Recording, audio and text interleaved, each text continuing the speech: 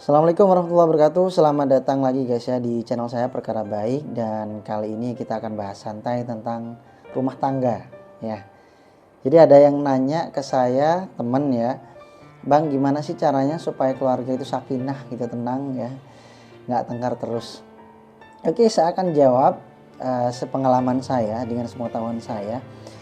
Jadi selama ini ketika saya berumah tangga, saya pakai yang namanya pegangan guys ya. Jadi suami istri menurut saya itu harus punya pegangan masing-masing. Suami punya aduh belepotan. Suami punya pegangan, punya pedoman, begitu juga istri harus punya pegangan, harus punya pedoman. Nah, kedua hal ini jangan sampai ketukar. Pegangan dua orang ini jangan sampai ketukar. Pegangannya istri jangan sampai dipegang suami, dan pegangannya suami jangan sampai dipegang istri. Kalau hal ini ketukar bisa menyebabkan hal yang fatal guys ya.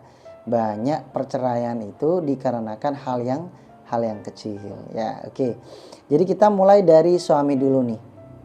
Oke. Jadi benar, seorang istri itu harus taat kepada suami. Surganya istri itu ada pada keridhaan suami. Tapi hal ini dalil ini jangan dipakai seorang suami, jangan dijadikan sebagai pedoman seorang suami. Kenapa? Karena kalau ini yang dipakai seorang suami, maka seorang suami cenderung bakal melihat kekurangan yang ada pada seorang istri. Ya, nyuci salah, nyuci baju salah, nyuci piring salah, masak salah. Intinya semua kekurangan yang ada pada istri akan nampak pada seorang suami kalau seorang suami pakai pedoman ini. Jadi apa dong seharusnya yang dipakai kita ini sebagai seorang suami? Masih ingat nggak kisahnya Amirul Mukminin Sayyidina Umar bin Khattab radhiyallahu an, yang ketika dimarahi istrinya ya, apa tindakan yang beliau lakukan? Apa beliau marah? Apa beliau memukul? Tidak, teman-teman ya. Yang beliau lakukan adalah sabar, diam saja menghadapi istri ketika marah. Nah, ini yang seharusnya dijadikan pegangan, dijadikan alat seorang suami ketika menghadapi seorang istri. Ketika istri salah, ketika istri keliru ya, jadi kita memandangnya itu dengan pandangan rahmat, kasihan ya, mungkin khilaf dan sebagainya. Itu yang harus kita pegang, jadikan pegangan gitu guys ya. Nah, kalau kita megang ke hal yang tadi, maka ketika istri melakukan kesalahan maka cenderung kita akan marah ya, bahkan bisa sampai memukul.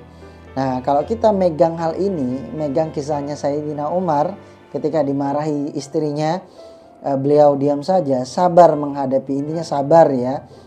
Insya Allah suami ini ketika melihat istri, dia akan melihat dengan pandangan rahmat. Jadi gitu guys ya. Nah, ini untuk yang suami. Nah, untuk yang istrinya bagaimana nih?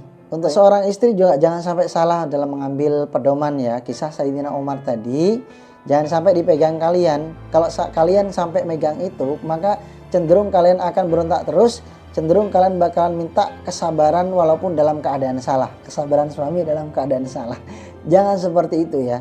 Nah, pegangan yang baik buat kalian itu adalah kalian harus paham betul bahwa ketaatan kepada suami itu mutlak. Dan keridhaan suami itu adalah surganya kalian. Kalau kalian mati dalam keadaan tidak diridhoi oleh suami, maka jangankan surganya, bau surganya juga kalian tidak akan mendengarnya guys ya.